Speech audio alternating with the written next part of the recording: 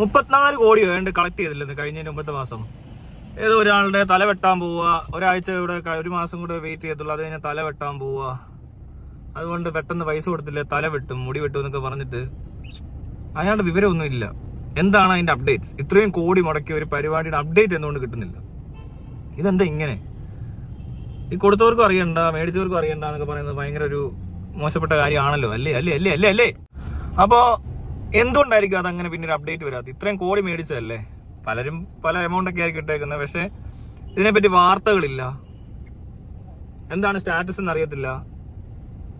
ചെറിയ ചെറിയ കാര്യങ്ങളാണെങ്കിൽ ഇപ്പോൾ 1000 രൂപയുടെ കേസാണ് സ്റ്റാറ്റസ് അന്വേഷിക്കുന്ന കാര്യമില്ല. പക്ഷെ എന്നാൽ പോലും ഇവിടെ ആണെങ്കിലും അതിനേക്കാൾ ചെറിയ പരിപാടിക്ക് അന്വേഷണം ഭയങ്കര ഭീകരമാണ്. ഇതിപ്പോ എന്തായി? അയാളെ റിലീസ് ചെയ്യുമോ? അതോ റിലീസ് ചെയ്യത്തില്ലെങ്കിൽ ആ പൈസ എങ്ങനെ തിരിച്ചു കൊടുക്കും? അയാൾ ഇപ്പോഴും ജീവനോടുണ്ടോ? എന്താണ് നടക്കുന്നത്? ഇതെന്താ ഇങ്ങനെ? ആർക്കും അന്വേഷിക്കണ്ട. ഇനി ഒരു ദിവസം കേൾക്കാം അതൊന്നെങ്കിൽ റിലീസായി അല്ലേ എന്ത് സംഭവിച്ചാൽ അന്ന് എന്തിനാട്ടെ. എങ്കിൽ പോലും ഇത്രയും പൈസ മേടിച്ചൊരു സംഭവം നടത്തുമ്പോൾ അതിന്റെ ഒരു സ്റ്റാറ്റസ് എന്താണെന്ന് വേണം നമുക്ക്. അതാ അതിന്റെ ഒരു അന്തസ്സാണ്. അതിനെന്താ കുഴപ്പം? കണക്കുകളൊക്കെ കൃത്യമായി കാണിക്കുക.